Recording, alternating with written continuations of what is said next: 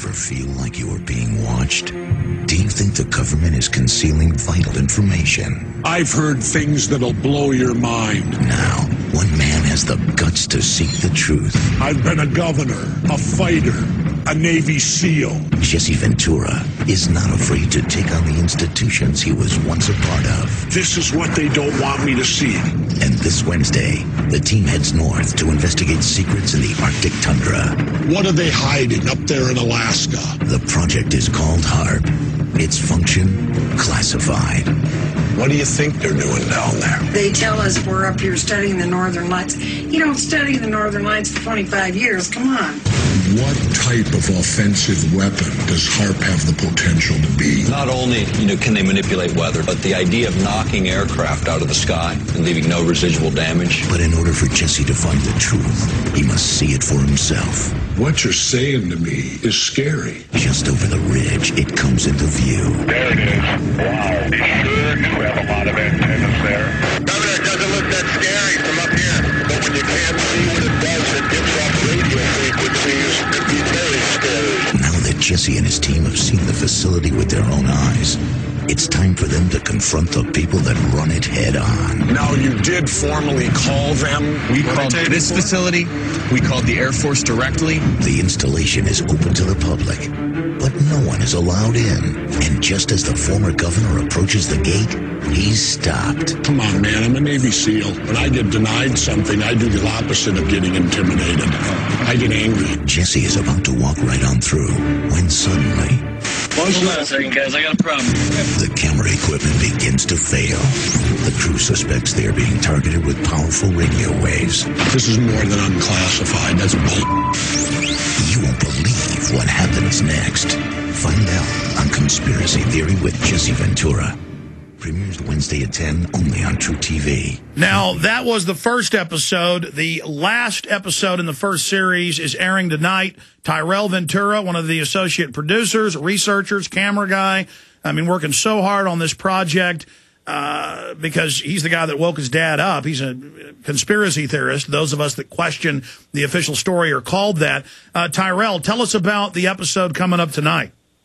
Tonight we got 2012, and it kind of, started with all the rumblings of, the whole Aztec calendar and all that. But then as we kind of we were kind of first like, it sounds a little hocus pocus. But then when we started kind of like looking in, to the idea that, okay, what if, some major catastrophe is on the horizon and the powerful elite know about it? And, will they would your government let the people know about it ahead of time, or would they just set out to protect themselves? And so then it ventured into that realm, and it's a great episode. It's a great way to finish the season, and it's pretty frightening, some of the things we find out. You got to watch it tonight and see the things that we've uncovered and the places that we send Jesse in this episode. It's a fun one.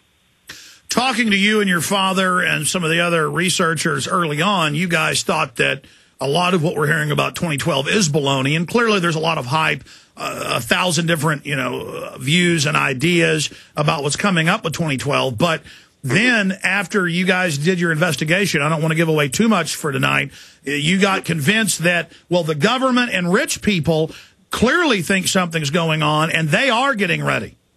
Exactly. And I've talked to numerous friends of mine in, like, big oil and things like that, like acquaintances I have out here living in Los Angeles who kind of around a lot of power and money, especially in the film industry. If you talk to some of those guys, and they all tell you about, like, oh, yeah, my family has a compound built here and that kind of thing, and you're kind of like, but for what purpose? And it's like, well, to keep us protected. But then, they'll never follow through the chain of thought of, well, why? What do you know that I don't know?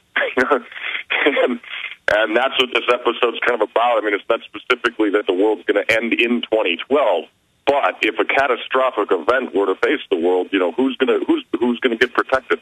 Not you or me. They're not going to. I don't think they'd care about protecting us. I think they'd care more about protecting their own power and influence and making sure that their families lived on in a catastrophic event. Well, exactly. In Switzerland, they have well-appointed facilities with food and water underground for their entire population for at least 2 years. Russia has it for their entire population for at least a year.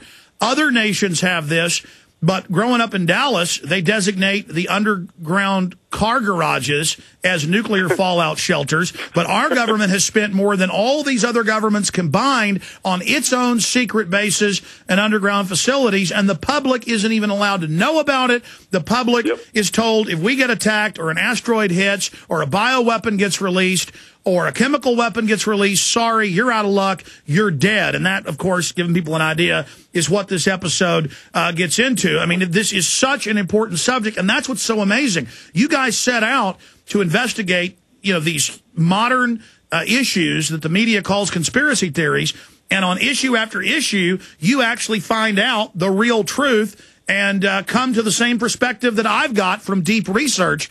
And that is what is so amazing because, I don't want to overstate my role. I was just one consultant of many. You guys had always found the truth by the time you checked with me and said, what is your view on this? Our view is this. And I was always amazed by the fact that you guys came to really in-depth, well-calculated spectrum analysis of what's going on.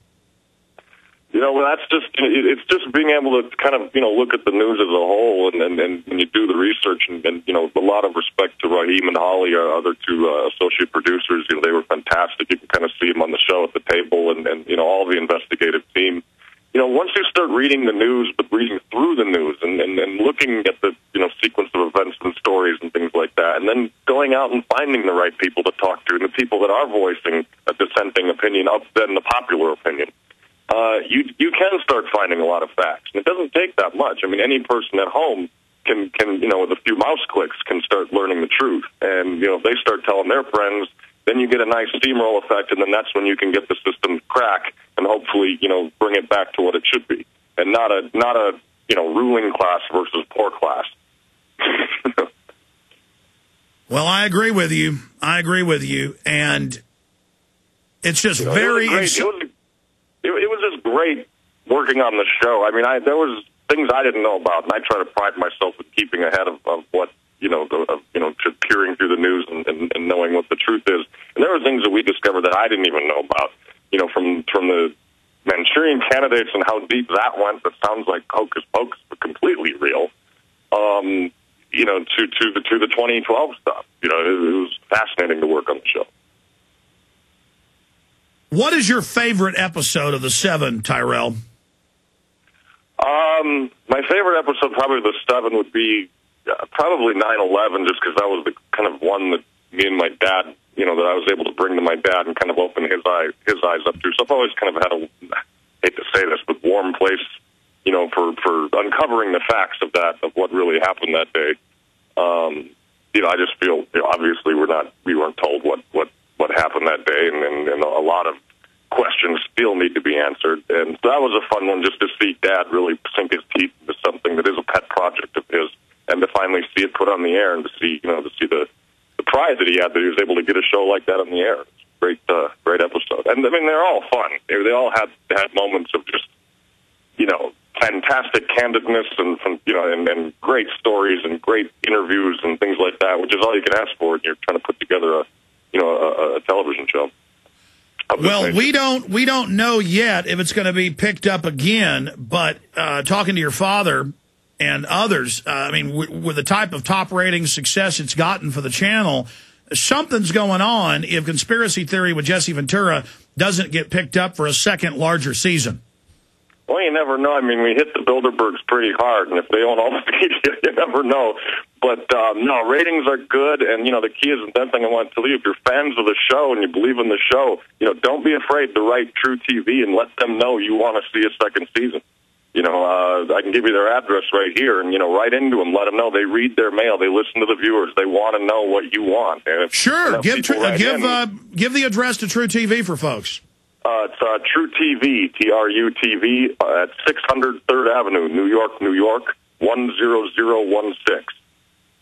And, write in or go online. They got a great website, TrueTV.com. They actually have under the contact list. You can go right on there and but they really pay attention.